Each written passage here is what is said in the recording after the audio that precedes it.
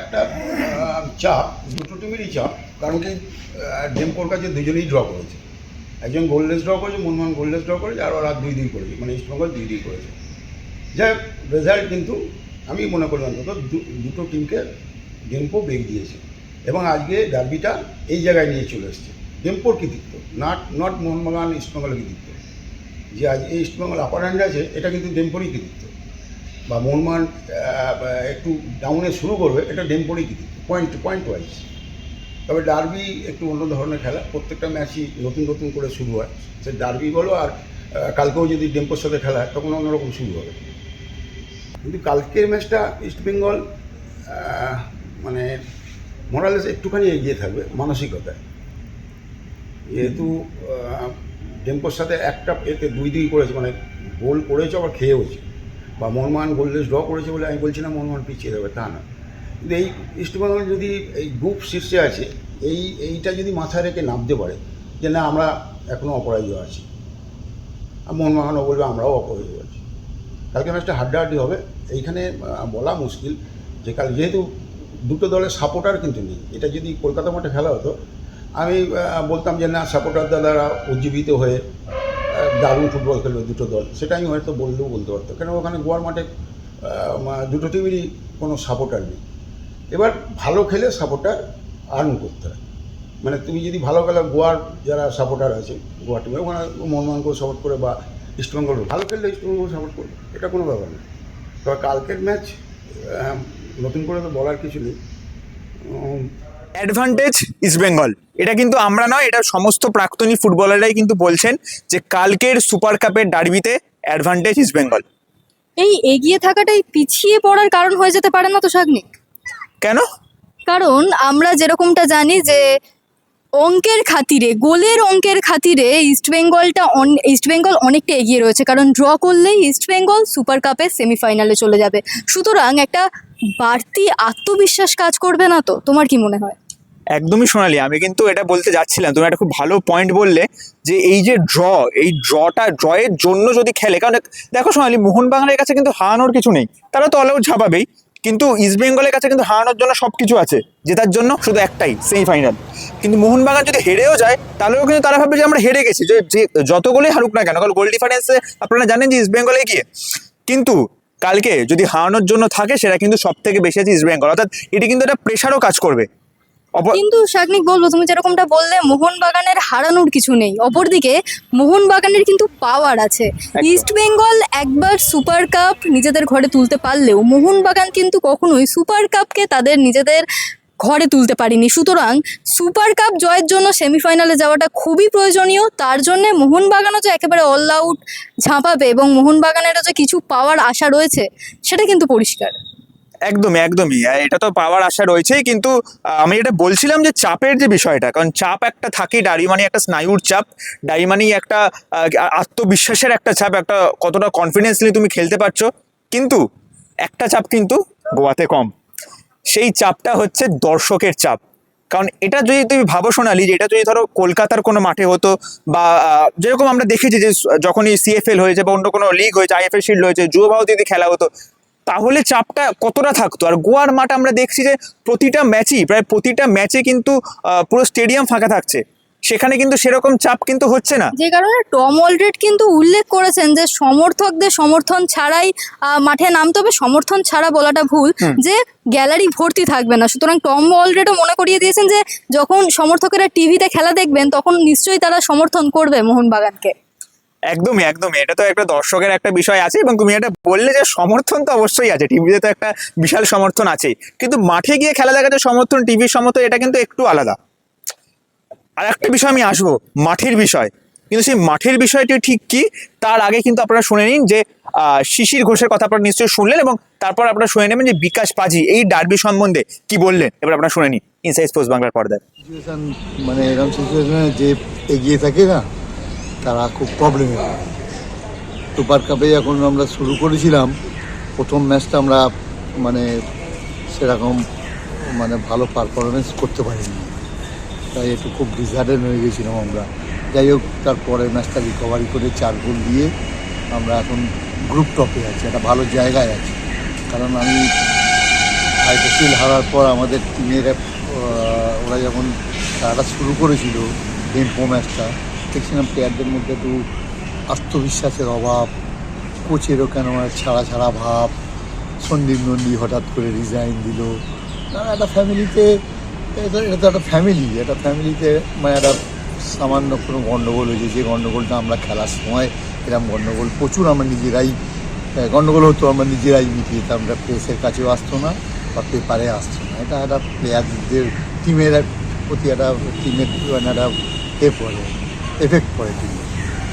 তাই আমরা চাই একজন ইস্টবেঙ্গল প্রাক্তন ইস্টবেঙ্গলই হয়ে আমরা চাই যে সুপার কাপটা যেন আমাদের দীর্ঘ প্রায় 12-13 বছর আমরা এই একবারই গত 2 বছর আগে সুপার কাপটাই আমরা জিতেছিলাম।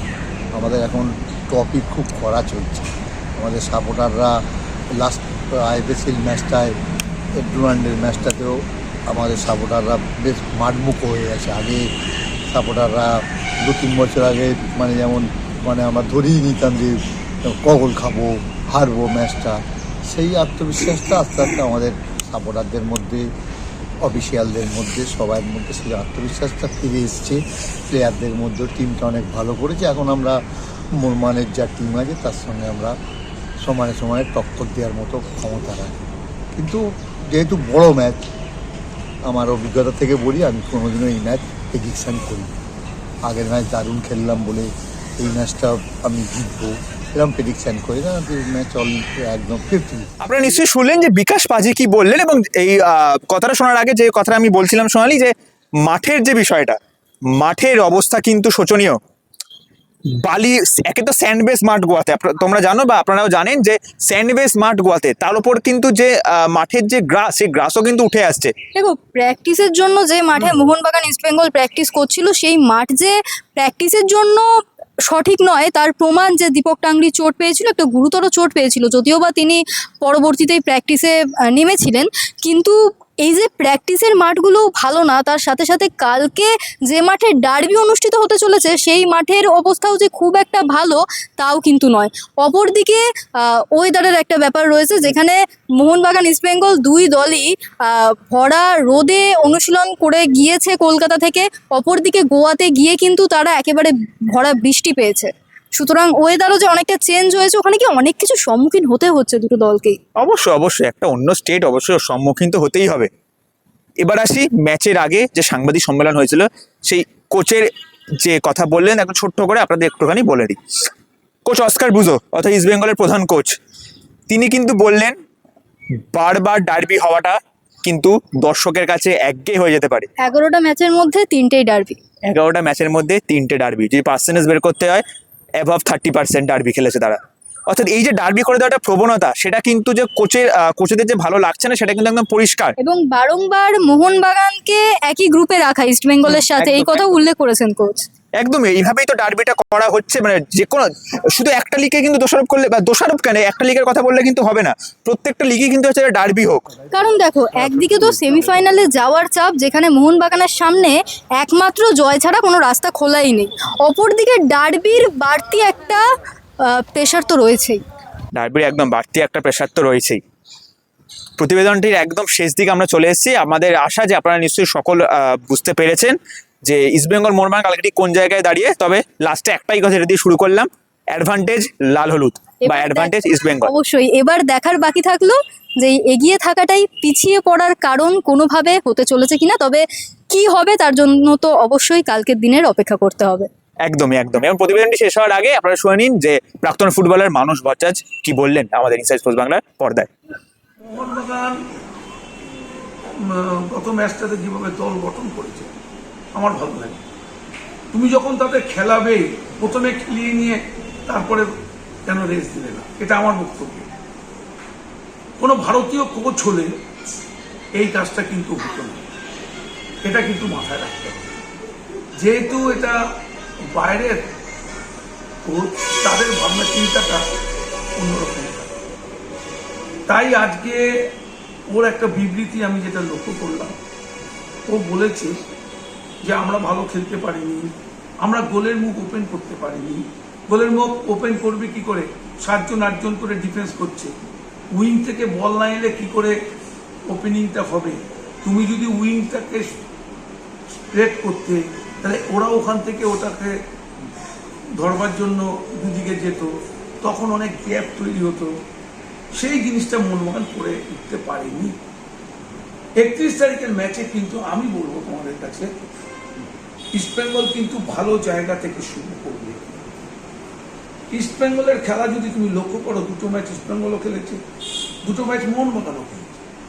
দুটো ম্যাচে ইস্টবেঙ্গলের যে সিরিয়াসনেস ছিল, তাদের বডি ল্যাঙ্গুয়েজ যা ছিল, মোহনবাগানের কিন্তু এটার অভাব আমি লক্ষ্য করেছি।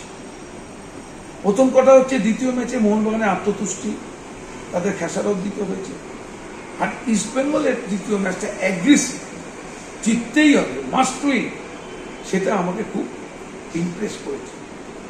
বিশেষ এই দুটো দলের মধ্যে যদি তুমি কম্পারিজন করো এবং সুপার কাপের এই দুটো ম্যাচ দেখে যদি 31 তারিখের ম্যাচের কম্পারিজন করো, মিলাতে পারবে না।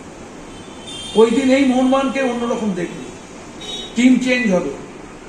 মোহনবাগানকে সেদিন আবার অন্য এই চাপটা ইস্টবেঙ্গল নিতে পারে কিনা, সেটার দিকে আমাদের নজর থাকবে।